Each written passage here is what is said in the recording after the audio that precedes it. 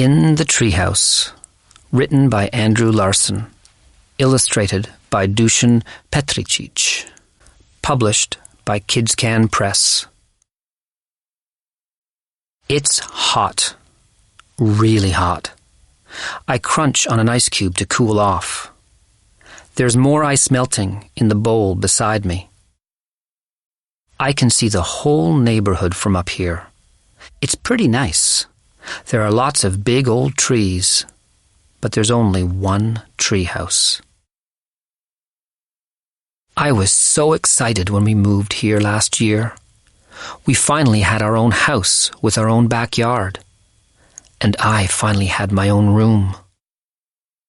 I had trouble falling asleep at first. I guess I missed sharing a room with my brother. I tried counting sheep, but that didn't work. I just lay awake, picturing more sheep than I could count. So I started planning tree houses. I planned tree houses that could turn into flying ships at the flick of a switch. I planned tree houses with secret slides for quick getaways. I planned one tree house that had 2 levels, one for me and one for my brother. I told my brother about my tree houses, and pretty soon he was drawing his own. "Can I see them?" I asked one day. His drawings were really good. He said mine were good too. We showed them to our dad. "When I was a kid," he said, "I wanted a treehouse more than anything else in the world." "Did you build one?" my brother asked. "Nope," Dad answered. "I never had my own backyard." "So what did you do?" I asked. "I made plans," he said, "just like you." We started building our treehouse the next morning.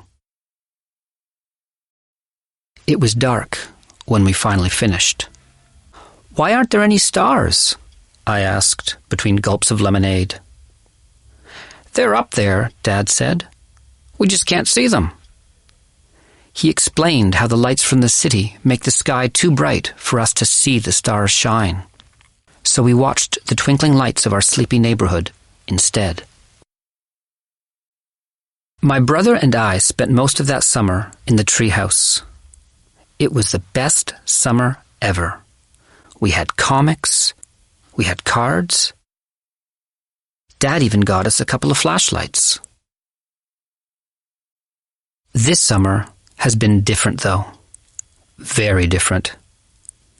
My brother doesn't spend any time in the treehouse. He hardly spends any time with me. He's too busy with his friends. He says I'm too little to hang out with them. He doesn't even let me in his room anymore. So now I'm the king of the castle. I can do whatever I want up here. Lights go on all over the neighborhood. Televisions glow in the windows. Air conditioners hum. It sounds like I'm inside a fridge. It feels like I'm inside an oven. I blink, and then everything is dark. Everything is quiet. "Are you all right up there?" Dad calls from the house. "The power's gone out." "I'm okay," I answer. The melting ice crackles in the bowl. Something sparkles overhead. The night sky is filled with stars, more than I can count. The neighbors are coming out of their houses. Some have candles. Some have flashlights. They're all talking and laughing in the dark. It's a party. "Who wants to play hide and seek?" a kid from down the street calls out. "Who wants ice cream?" a grown-up asks. "Come and get it before it melts." I'm thinking about climbing down when I hear someone coming up the ladder. It's my brother. "Hey," he says, "can I hang out?"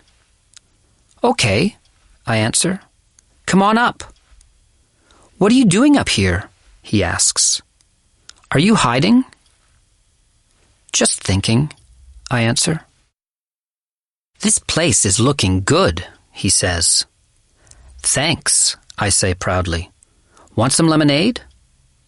He sips his drink without saying anything. I wonder what he's thinking. "Are those new Sidekick Jimmy comics?"